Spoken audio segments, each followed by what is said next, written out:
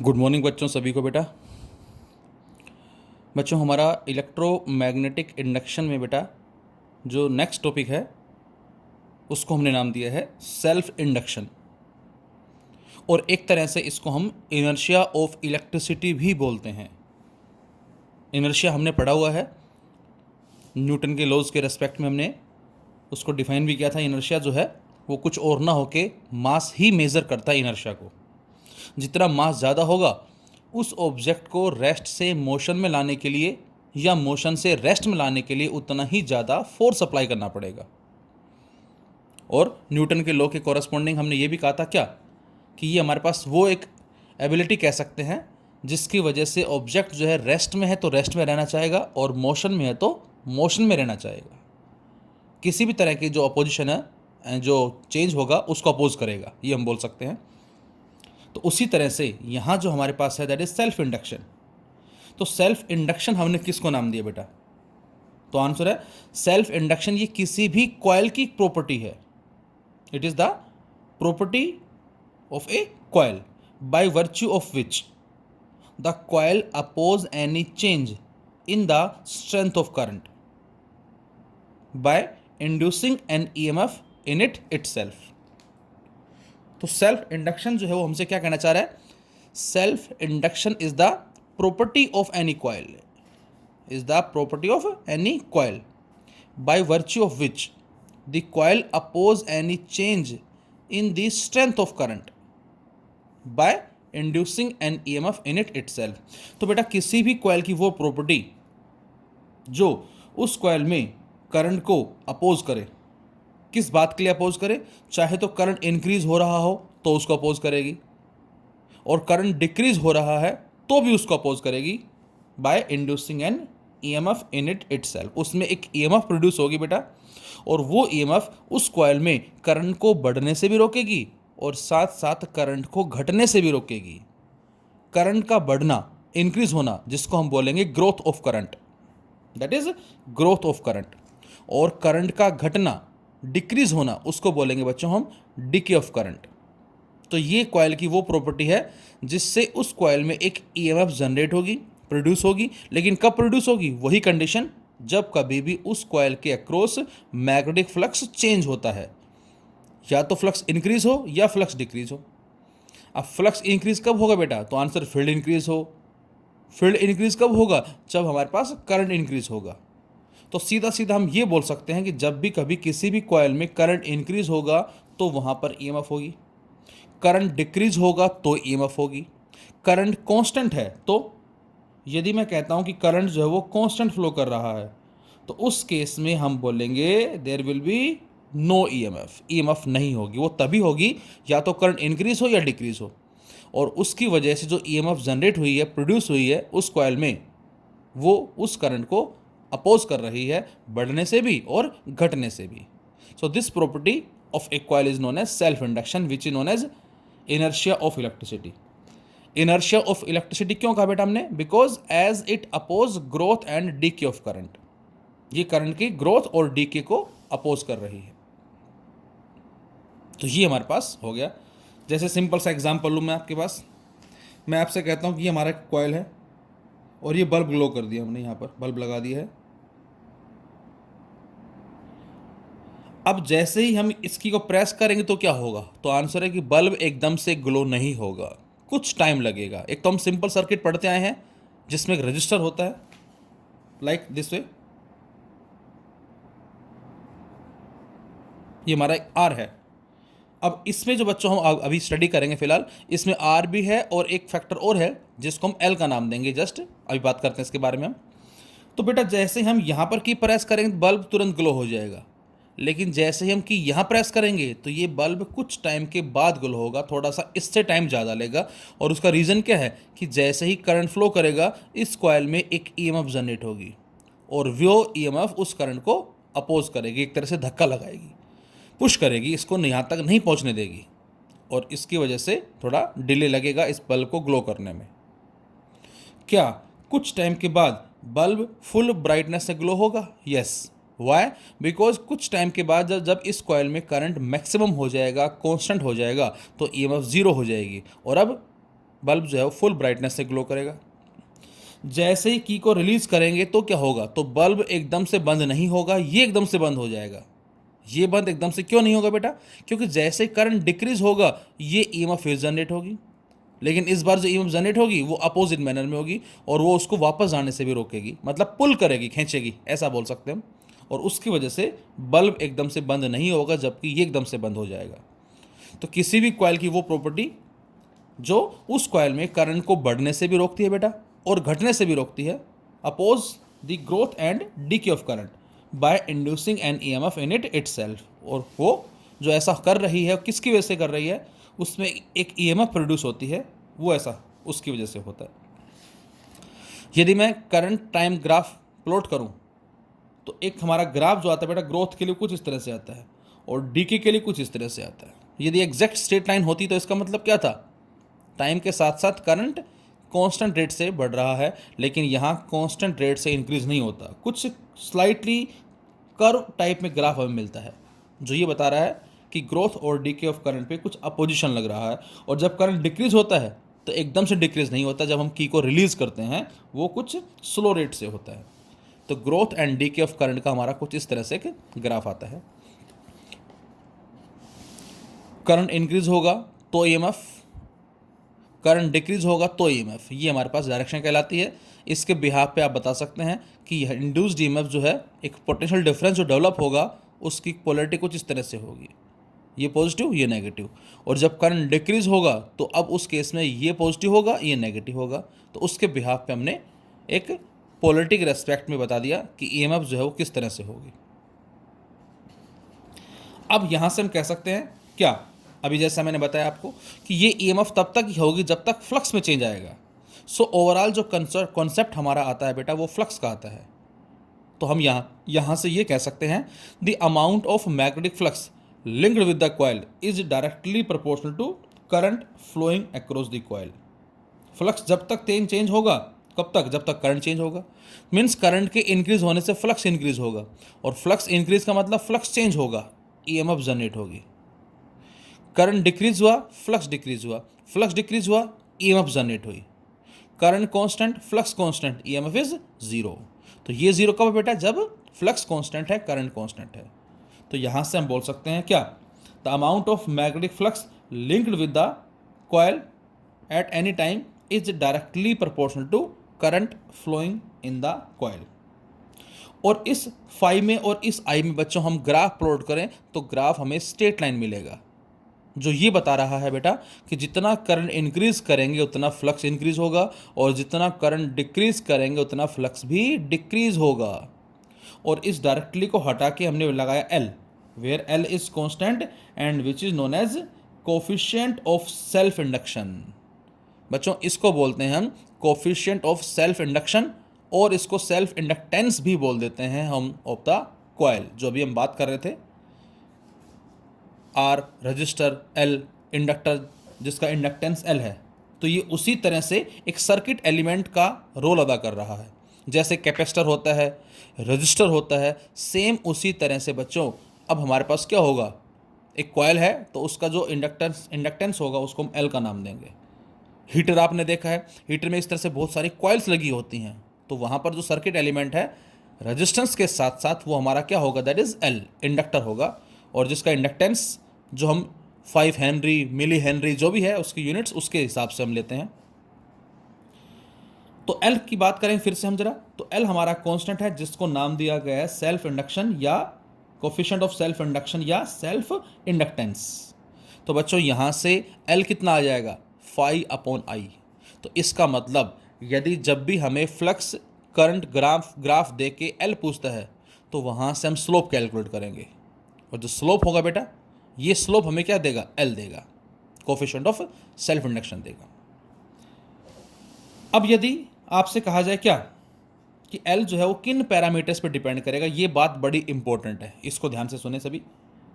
The value of L depends on number 1 number of turns. अभी जरा बात भी करेंगे हम कैसे, ये नंबर ऑफ टर्न्स पे डिपेंड करेगा, इसके साथ साथ area of cross section and nature of material of the core on which the coil is wound. क्या मतलब इस बात का, एल जो है बेटा ये नंबर ऑफ टर्न्स पे डिपेंड करेगा। मतलब अभी बात करेंगे हम कि जितना नंबर ऑफ टर्न्स ज़्यादा होंगी उतना एल जो है कोफिशिएंट ऑफ सेल्फ इंडक्शन जो है वो क्या होगा, ज़्यादा होगा। इसके अलावा हमने क्या बताया, area of cross section and nature of material of the core on which the coil is wound. कल हमने बात की थी एक आयरन, सॉफ्ट आयरन कोर लिया और जिसपे हमने कॉयल को वाउंड कर दिया। अब सॉफ्ट आयरन कोर की जो परमेबिलिटी है वो हाई होती है। ये हम स्टडी करते हैं क्लासिफिकेशन ऑफ मैग्नेटिक मटेरियल्स। एक होता है डायमैग्नेटिक सब्सटेंस, एक होता है बच्चों पैरामैग्नेटिक सब्सटेंस, और एक होता है फेरोमैग्नेटिक सब्सटेंस। डाया के लिए जो परमेबिलिटी होती है बेटा वो लेस देन 1 होती है, पैरा के लिए परमेबिलिटी ग्रेटर देन 1 और फेरो के लिए मच मोर ग्रेटर देन 1। तो फेरो के लिए परमेबिलिटी बहुत हाई होती है और इसका मतलब क्या हुआ कि उसके लिए जो एल की वैल्यू होगी वो भी क्या होगी, ज़्यादा होगी। तो यहाँ एल जो है वो नंबर ऑफ टर्न्स पे डिपेंड कर रहा है, एरिया ऑफ क्रॉस सेक्शन पे डिपेंड कर रहा है और साथ साथ nature of material of the core on which the coil is wound. Nature of material of core. If I equal to 1, यदि हम करंट को यूनिटी ले लेते हैं, 1 ले लेते हैं, 1 एम्पियर ले लेते हैं बेटा, तो उस केस में हम बोल सकते हैं फाई इक्वल टू एल। तो यहां से हम डिफाइन कर सकते हैं the coefficient of self induction of a coil. The coefficient of self induction of a coil is numerically equal to the amount of magnetic flux linked with the coil. कब? When unit current flow through the coil. जब भी कभी किसी भी coil में 1 ampere current flow कर रहा है तो उस केस में कोफिशिएंट ऑफ सेल्फ इंडक्शन जो है वो न्यूमेरिकली किसके इक्वल होगा, मैग्नेटिक फ्लक्स के इक्वल होगा। तो यहां से बेटा हमें पता लग गया फाई बराबर एल आई। अब एक हमने रिलेशन पढ़ी हुई है E equal to minus d phi by D t. अब बच्चों यदि हम इस फाई की वैल्यू को जो कि एल आई है यहां रख दें तो क्या आएगा, तो यहां से आ जाएगा E बराबर minus D by D T into L I, और L को बाहर ले लिया बेटा हमने क्योंकि सर्किट एलिमेंट है विच इज ए कॉन्स्टेंट। तो यहां से E कितना आ जाएगा, minus L into D I by D T. तो ये हमारी कहलाती है relationship between E and L, EMF में और कोफिशिएंट ऑफ सेल्फ इंडक्शन के अंदर। और यहां से भी हम डिफाइन कर सकते हैं कि यदि D I by D T 1 ampere per second है, मतलब करंट में जो चेंज आ रहा है वो 1 एम्पियर पर सेकेंड आ रहा है, तो उस केस में एल और ई जो है दोनों आपस में इक्वल होंगे। So we can say the coefficient of self induction of a coil is equal to EMF induced in the coil when rate of change of current through the coil is unity. When rate of change of current through the coil is unity, जब कॉइल में करंट में जो change आ रहा है time के respect में बेटा वो यूनिटी है, तो उस केस में हम बोलेंगे the coefficient of self induction is equal to induced EMF। Inductance is a scalar quantity, जो हमारा L है ये एक स्केलर क्वांटिटी होगा। तो L बेटा डिपेंड करता है टर्न्स पे, एरिया ऑफ क्रॉस सेक्शन पे, उसके अलावा nature of material of the core on which the coil is bound. इसके अलावा आपको ध्यान रखना है कि फ्लक्स में और करंट में ग्राफ स्ट्रेट लाइन आएगा और यहाँ से जो स्लोप होगा वो हमें क्या देगा, L देगा। इसके अलावा जो सेल्फ इंडक्शन जो है बेटा इसको हम इनर्शिया ऑफ इलेक्ट्रिसिटी बोलते हैं। ये कुछ बातें आपको एक बार याद रखनी है और इस पे बेस्ड क्वेश्चंस हमें मिलेंगे आगे, ग्राफ के भी हो सकते हैं साथ साथ, वो हमें न्यूमेरिकल्स जिसमें 1 2 DI change in current, initial current, final current and with respect to time, ये पैरामीटर्स यदि गिवन है तो जो भी हमें उस क्वेश्चन में पूछा गया है उसकी वैल्यू को हम फाइंड आउट कर सकते हैं। अब बात आती है इसकी यूनिट के बारे में बेटा, किसकी, जो हमने कोफिशिएंट ऑफ सेल्फ इंडक्शन लिया है या सेल्फ इंडक्टेंस लिया है, इसकी यूनिट क्या होगी। So the SI unit of L is Henry. ये जोसेफ हेनरी जो साइंटिस्ट है उसको ऑनर देने के लिए उसके नाम के ऊपर ही इसके यूनिट का नाम डाला गया है, दैट इज हेनरी, जिसको हम कैपिटल H से रिप्रेजेंट करते हैं। हेनरी बोले या कैपिटल H लिखे हम। So E equal to minus L D I by D T. तो यहाँ से बच्चों L कितना आ जाएगा, यहाँ से L आ जाएगा बेटा माइनस E अपॉन में D I by D T, cross multiply कर दें। अब L को 1 हेनरी बोल दिया, EMF को 1 वोल्ट बोल दिया, D I by D T को 1 एम्पियर पर सेकेंड बोल दिया। तो यहाँ से हम कह सकते हैं कि सेल्फ इंडक्शन जो है किसी भी कॉइल का वो 1 हेनरी कब होगा, self induction of a coil is said to be 1 henry. कब? When current changes at a rate of 1 ampere per second through the coil, जिसमें इंड्यूस्ड ईएमएफ जो है बेटा वो कितनी है? 1 वोल्ट है। तो यहां से हम कह सकते हैं कि कोफिशिएंट ऑफ सेल्फ इंडक्शन जो है वो 1 हेनरी कब होगा? जब करंट में चेंज आ रहा है 1 एम्पियर पर सेकेंड से किसी भी कॉइल में, जिसमें इंड्यूस्ड ईएमएफ कितनी है? 1 वोल्ट। तो ये हमारे पास कहलाएगा क्या? That is 1 Henry. इसके अलावा डायमेंशनल फॉर्मूला हम सोल्व कर सकते हैं डायमेंशन एनालिसिस के बिहाफ पे, जो हमने क्लास 11th में स्टडी किया था फिलहाल। नाउ हमारा जो टॉपिक आता है इस पे बेस्ड अप वो आता है that is coefficient of self induction of A long solenoid. अब जो लॉन्ग सोलेनॉइड होता है बेटा, अभी तक तो हमने केवल सोलेनॉइड के बारे में पढ़ा, उसके अंदर जो फील्ड स्ट्रेंथ है वो कितनी होती है, उसके एंड्स के कोरस्पॉन्डिंग फील्ड है वो कितना होता है। अब हमें ये देखना है क्या कि उसके कोरस्पॉन्डिंग जो एल होगा, कोफिशिएंट ऑफ सेल्फ इंडक्शन जो होगा वो कितना होगा, क्या होगा। तो सोलेनॉइड को ही हमने एक इंडक्टर का नाम दिया है, एक कॉइल का जो कलेक्शन जिसके अंदर हम कह सकते हैं। तो हमें मालूम है क्या? A long solenoid is that whose length is very large as compare to its radius. Solenoid हमारे पास हमने पढ़ा हुआ बेटा, ये वो होता है जिसकी लेंथ काफी ज्यादा होती है, कुछ इस तरह से, इन दिस वे। ये इसकी लेंथ है as compare to radius, this one is radius. इसके रेडियस के मुकाबले इसकी लेंथ काफी ज्यादा है। और बच्चों हमने सोलेनॉइड के इंटीरियर में फील्ड भी कैलकुलेट किया था बेटा, और ये कितना आया था? आपको ध्यान होगा, ये आया था B is equal to mu nought N I. अच्छा, ये N क्या था? ये N था बेटा number of turns per unit length. इसको हम ऐसे भी लिख सकते हैं, mu nought N by L into I. तो यहाँ स्मॉल n है, वो क्या है बेटा? Number of turns per unit length. तो ये हमने बच्चों already field strength find out की हुई है मैग्नेटिक इफेक्ट ऑफ करंट में एम्पियर सर्किटल लॉ को यूज करके। और वहां पर हमने बात भी की थी कि म्यू नोट क्या है बेटा? Mu naught is the magnetic permeability in free space, और n यहाँ क्या है? टोटल नंबर ऑफ टर्न्स है, और l उसकी लेंथ हो गई। अब जरा ध्यान से देखें, तो हमें पता है कि फ्लक्स जो किसके बराबर होता है? तो फाई बराबर होता है बेटा बी ए कोस थीटा, और यदि थीटा 0 है तो हम बोलेंगे phi is equal to B into A. So the magnetic flux through each turn of the solenoid coil, ये जो मैग्नेटिक फ्लक्स होगा बेटा फाई, ये कितना होगा? तो answer B into area of each turn.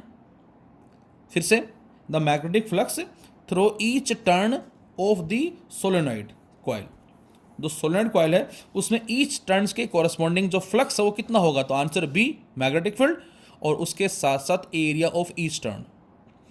अब बी कितना होता है यूनिट लेंथ के लिए? Mu nought N I by L into A area. ये बेटा आ गया फ्लक्स। ये फ्लक्स किसका आ गया? एक सिंगल टर्न के लिए आ गया, where A is the area of each turns of the solenoid. क्योंकि यहाँ पर हमारा जो फ्लक्स है ये आ गया किसी एक टर्न के कॉरस्पॉन्डिंग आया, क्योंकि उसमें टर्न्स कितनी है? उसमें तो n टर्न्स हैं। तो अब बच्चों अब आप बताएं कि यदि ये एक टर्न का फ्लक्स है तो n टर्न का फ्लक्स कैलकुलेट करने के लिए मुझे क्या करना होगा? तो आप लिखेंगे कि जो टोटल फ्लक्स होगा उसको क्या करेंगे? एक टर्न के फ्लक्स के साथ नंबर ऑफ टर्न से मल्टीप्लाई कर देंगे हम, तो ये हमारा आ जाएगा टोटल फ्लक्स। तो यही हमने लिखा है इसके अंदर, क्या? The total magnetic flux linked with the solenoid will be equal to, the total magnetic flux linked with the solenoid is equal to, हमने क्या किया? हमने इसको जो कि एक टर्न का फ्लक्स है उसको n से मल्टीप्लाई कर दिया। n is the number of turns, और जब मल्टीप्लाई करेंगे बच्चों तो यहाँ से जो रिजल्ट मिलेगा हमें फाई का, वो क्या आ जाएगा बताएं? तो ये आ जाएगा बेटा mu nought n square I A by L, ये आ गया फ्लक्स। और अभी अभी हमने पढ़ा कि फाई बराबर किसके होता है? एल आई के। अभी अभी जस्ट हमने स्टडी किया बेटा कि फाई बराबर किसके है? एल आई के।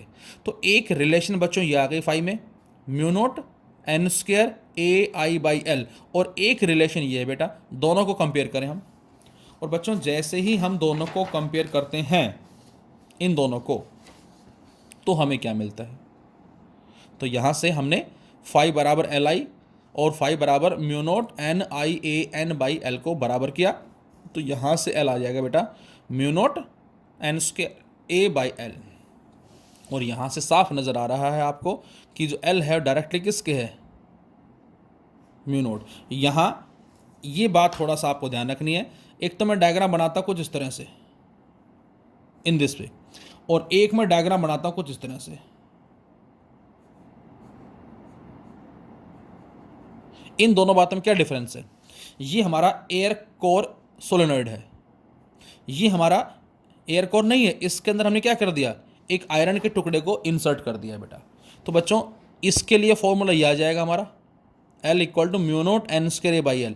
लेकिन इसके लिए फॉर्मूला क्या आएगा, अब म्यू नोट नहीं आएगा, क्योंकि म्यू नोट तो किसके लिए है, मैग्नेटिक परमेबिलिटी है। किसके लिए, this is the in free space mu nought. तो बेटा इस केस में हम सपोज मैं इसको L1 मान लेता हूं, so this L1 is directly proportional to mu note.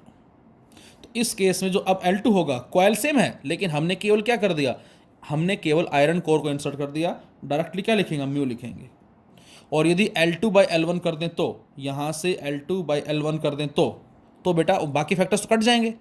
बाकी फैक्टर कटने के बाद क्या मिला, हमें मिलेगा म्यू अपॉन में म्यू नोट। और बच्चों इस रेशियो को हम क्या बोलते हैं, इस रेशियो को हम बोलते हैं म्यू आर। मैं फिर से रिपीट करता हूँ, ये हमारा एयर कोर सोलेनॉइड है, L1 मान लिया इसका हमने क्या, सेल्फ इंडक्टेंस, और डायरेक्टली किसके होगा, म्यू नोट के होगा। हमने इसी के अंदर एक आयरन कोर को इंसर्ट कर दिया, अब इसको L2 का नाम दिया है सेम, केवल आयरन कोर को इंसर्ट कर दिया। अभी हमने बात भी की थी कि जो L है वो किस पे डिपेंड करेगा, अभी जस्ट लिखा था हमने, nature of material of the core on which the coil is bound. तो उसके नेचर पे भी डिपेंड करेगा, डाया है, पैरा है या फेरो है। डाया के लिए म्यू कम होता है, L घट जाएगा। पैरा के लिए जो म्यू है बेटा ग्रेटर देन 1 होता है, L बढ़ जाएगा क्योंकि ये डायरेक्टली है। और फेरो के लिए mu much more greater than 1 होता है, मतलब म्यू ज़्यादा होता है तो इसका मतलब L भी ज़्यादा होगा। तो जब भी आपसे कहा जाए कि यहाँ पर एक डायमैग्नेटिक मटेरियल को इंसर्ट कर दिया तो हमारा आंसर होगा L की वैल्यू डिक्रीज हो जाएगी। पैरामैग्नेटिक को ले लिया, L इंक्रीज हो जाएगा। और फेरो को ले लेते हैं तो मच मोर, बहुत ज़्यादा इंक्रीज हो जाएगा। तो बच्चों ये जो आयरन है ये फेरो मैग्नेटिक मटेरियल होता है।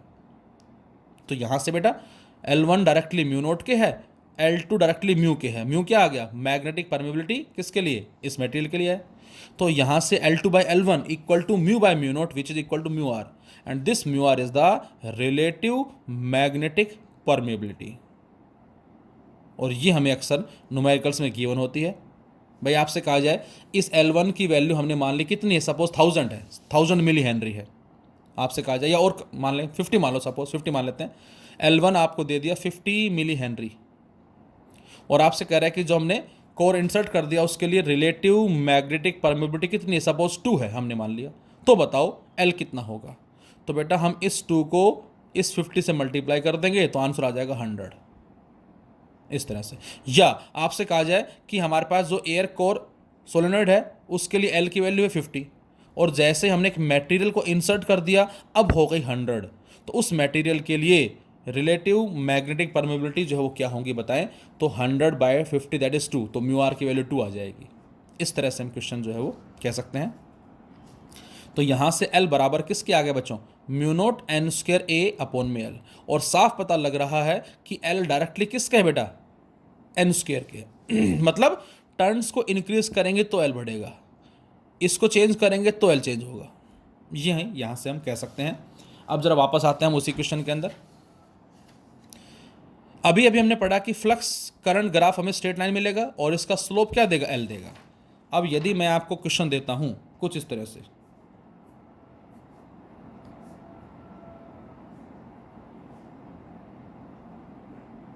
आपसे कह दिया जाए कि हमारे पास 2 इंडक्टर्स हैं A एंड B, और उसका फ्लक्स टाइम ग्राफ दे रखा है, और आपको बताना है बेटा कि दोनों में से किसके लिए L की वैल्यू कम होगी, किसके लिए L की वैल्यू ज़्यादा होगी, किस में नंबर ऑफ टर्न्स कम है, किस में नंबर ऑफ टर्न्स ज़्यादा है। तो ऑब्वियस है जिसका स्लोप ज़्यादा होगा उसके लिए L भी ज़्यादा होगा। स्लोप ज़्यादा किसका है, A का, तो हमारा सीधा सीधा आंसर होगा LA is greater than LB। और अब L जो है बेटा वो डायरेक्टली किसके, एन स्क्वायर के है, मतलब जिसका L ज़्यादा है बच्चों उसमें नंबर ऑफ टर्न्स भी क्या होंगी, ज़्यादा होंगी। तो इस A वाले में टर्न्स ज़्यादा होंगी और B वाले में टर्न्स कम होंगी। अब बच्चों यदि हमें दो कॉयल जैसे रजिस्टर्स को हमने सीरीज और पैरेलल में कनेक्ट किया था बेटा, उसी तरह से यदि हम इन कॉयल्स को सीरीज और पैरेलल में लेते हैं तो टोटल या net coefficient of self induction जो है वो कितना होगा, उसको हम सोल्व कर सकते हैं कुछ इस तरह से। Coil in series, end to end हमने दोनों को ज्वाइन कर दिया, और जैसे ही यहाँ से करंट क्या होगा बेटा, इंक्रीज होगा, तो ईएमएफ प्रोड्यूस होगी। इसमें मान लिया E1 है और इसमें मान लिया E2 है, तो नेट E कितना होगा बेटा, नेट E आ जाएगा यहाँ से कितना, that is E1 plus E2। और हमें पता है E बराबर किसके होता है, minus L D I by D T, तो इसको लिखा हमने minus L S D I by D T. E1 minus L1 D I by D T, current तो सेम होगा सीरीज के अंदर, and E2 minus L2 D I by D T, और minus common लेके हमने लेफ्ट वाले minus से cut कर दिया, और D I by D T भी कट कर दिया, तो फाइनली एल एस आ गया बच्चों L1 प्लस L2। और आई थिंक आपको ध्यान होगा रजिस्टर में भी ऐसे ही आता था, R S equal to R1 plus R2, R1 plus R2। तो ये हमारे पास कहलाएगा टोटल उस कॉम्बिनेशन का कोफिशिएंट ऑफ सेल्फ इंडक्शन, कब, जब वो सीरीज के अंदर है। और सेम इसी तरह से रजिस्टर भी यही आता था हमारा, ध्यान होगा आपको, R1 प्लस R2। अब आप पूछेंगे कि सर हमारे पास जो वायर है, सपोज ये वायर हो गया, कॉपर वायर है, इसका केवल R होगा, और इसी को मोड़ के हमने कुछ ऐसे बना दिया, तो बच्चों इसमें R भी है प्लस L भी है, इसमें दोनों होंगे क्योंकि ये कॉइल बन गया। तो जब केवल सिंगल वायर है तो हम बोलेंगे रजिस्टर, और उसमें और इसके अंदर जो हमारे पास कुछ इस तरह से डायग्राम बन गए कॉइल की फॉर्म में, तो R के साथ L भी होगा। इसको आप ऐसे दिखा दो चाहे आप, या इसको आप ऐसे भी दिखा सकते हो, इन दोनों बातों का मीनिंग सेम होगा। यहाँ R भी होगा बच्चों, और उसके साथ साथ प्लस में L भी होगा। ये अभी हम बात करेंगे कि यहाँ पर यदि हमें करंट कैलकुलेट करना हो तो हम कैसे निकालेंगे, अभी जरा आएंगे उसमें भी हम। तो ये हमारा आ गया। इसी तरह से यदि हम पैरेलल कॉम्बिनेशन लेते तो बच्चों क्या होता, कॉइल इन पैरेलल्स। तो पैरेलल से यदि लेते हैं बच्चों हम, तो उस केस के अंदर देखें जरा क्या होगा। अब यहाँ से करंट चला I, वो करंट I यहाँ पर आके, ये फर्स्ट हमने मान लिया सपोज L1, ये सेकेंड हमने मान लिया L2, सेम इसी तरह से ये L1 है और ये L2 है। तो बेटा यहाँ पर इधर गए I1 इधर गए I2, तो नेट करंट कितना होगा, नेट करंट होगा I1 प्लस I2। और बच्चों इसको डिफरेंशिएट कर दें तो ये बन जाएगा D I by D T, ये D I one by D T, ये D I two by D T. और अब आप बताएं कि D I by D T किसके बराबर होता है, from the relation E equal to minus L D I by D T. तो इस रिलेशन से D I by D T बराबर किसके आ जाएगा, माइनस में ई बाई एल। तो ये क्या बन जाएगा, minus E by L P, ये minus E by L one, ये minus E by L two. इस बार ई वन ई टू क्यों नहीं लिखा हमने, क्योंकि दोनों पैरेलल में हैं, और पैरेलल में दोनों के कॉरस्पॉन्डिंग जो ईएमएफ होगी, जो पोटेंशियल डिफरेंस होगा बच्चों, वो सेम होगा। तो ये भी थोड़ा सा आपको ध्यान रखना है। और यहाँ से हमने माइनस दोनों तरफ से कॉमन लिया, कैंसिल आउट कर दिया, ई भी कैंसिल आउट हो गया। तो बच्चों यहाँ से वन बाई एल पी क्या आ गया बेटा, one by L one plus one by L to. और आपको ध्यान होगा रजिस्टेंस भी हमारा यही आता था, one by R one plus one by R two. तो सेम उसी तरह से आपको याद रखना है, सीरीज के अंदर L1 plus L2 plus L3, parallel के अंदर 1 by L P equal to 1 by L1 plus 1 by L2 plus 1 by L3 and so on. Series के अंदर हमेशा L की वैल्यू इंक्रीज होती है बच्चों, और पैरेलल में L की वैल्यू डिक्रीज होती है। यदि हम कॉइल को सीरीज में लेंगे तो आपका आंसर होगा कि L की वैल्यू डिक्रीज होगी और पैरेलल में इंक्रीज होगी, और पैरेलल में लेते हैं बेटा तो आप बोलेंगे L की वैल्यू डिक्रीज होगी। अब जैसे क्वेश्चन दिया जाए आपको, ये कॉइल है और एक बल्ब है, ये सिंपल वायर रजिस्टर हो गया, बल्ब, दोनों बल्ब आइडेंटिकल हैं, और ये हमारी बैटरी और इसके साथ की लगाई। जैसे इस की को प्रेस करेंगे, दोनों बल्ब में से पहले बल्ब ग्लो कौन सा होगा, तो आंसर है जैसे हम की को प्रेस करेंगे पहले बल्ब B2 ग्लो होगा, B1 बाद में ग्लो होगा। और उसका रीजन क्या देंगे आप, कि जैसे ही करंट यहाँ जाएगा तो यहाँ पर ईएमएफ जनरेट होगी, और वो ईएमएफ इस करंट को अपोज करेगी, तो ये थोड़ा देर से ग्लो होगा, ये तुरंत ग्लो हो जाएगा। फर्स्ट। सेकंड, क्या दोनों बल्ब कुछ टाइम के बाद इक्वल ब्राइटनेस से ग्लो होंगे, तो आंसर है यस, बिकॉज कुछ टाइम के बाद इसमें करंट कांस्टेंट हो जाएगा, और करंट कांस्टेंट होने से बेटा यहाँ पर ईएमएफ जीरो हो जाएगी। मतलब मेरा कहने का मतलब ये बेटा कि यहाँ सिंगल रजिस्टर है जो अपोज करता है करंट को, यहाँ पर बच्चों रजिस्टर के साथ साथ ईएमएफ भी होगी जो ईएमएफ उस करंट को अपोज करेगी। तो यहाँ पर एक तरह से अपोज करने वाले दो फैक्टर हैं, और यहाँ पर अपोज करने वाला एक फैक्टर है, केवल रजिस्टर। हमने पढ़ा हुआ है कि रेजिस्टेंस जो है वो करंट के फ्लो को अपोज करता है। तो यहाँ पर अपोजिशन हम कह सकते हैं दो तरह से अराइज हो रही है, और यहाँ पर अपोजिशन एक सिंगल वे में अराइज हो रही है। तो इसका मतलब ये बल्ब पहले ग्लो होगा, ये बाद में। कुछ टाइम के बाद क्या दोनों बल्ब इक्वल ब्राइटनेस से ग्लो होंगे? यस, बिकॉज कुछ टाइम के बाद करंट कांस्टेंट, ईएमएफ जीरो, दोनों बल्ब इक्वल ब्राइटनेस से ग्लो होंगे। जब इसकी को रिलीज करेंगे तो बल्ब बंद पहले कौन सा होगा? ये B2 पहले बंद होगा, B1 बाद में होगा। क्यों? क्योंकि जब करंट डिक्रीज होगा बेटा तो फिर से ईएमएफ होगी, और वो ईएमएफ इस करंट को डिक्रीज होने से भी रोकेगी, अपोज करेगी। इस तरह से हम क्वेश्चन कह सकते हैं। इसी में क्वेश्चन लिया हमने, कॉयल दे दिया फर्स्ट सेकंड थर्ड, इसका एल दे रखा है 0.5 हेनरी जो कि पैरेलल में है, और ये दे रखा है 0.75 हेनरी जो कि इन दोनों के साथ सीरीज में है। And we have to find out the L net. तो ये आप ट्राई करें, इसकी वैल्यू बताएं मुझे, कमेंट सेक्शन के अंदर बताएं आप कि आपका आंसर जो क्या आया। सिंपल है, दोनों पैरेलल में हैं, 1/L पे निकालेंगे, जो आंसर आएगा वो इसके साथ सीरीज में निकालेंगे, वो आप सोल्व कर सकते हैं। Thank you.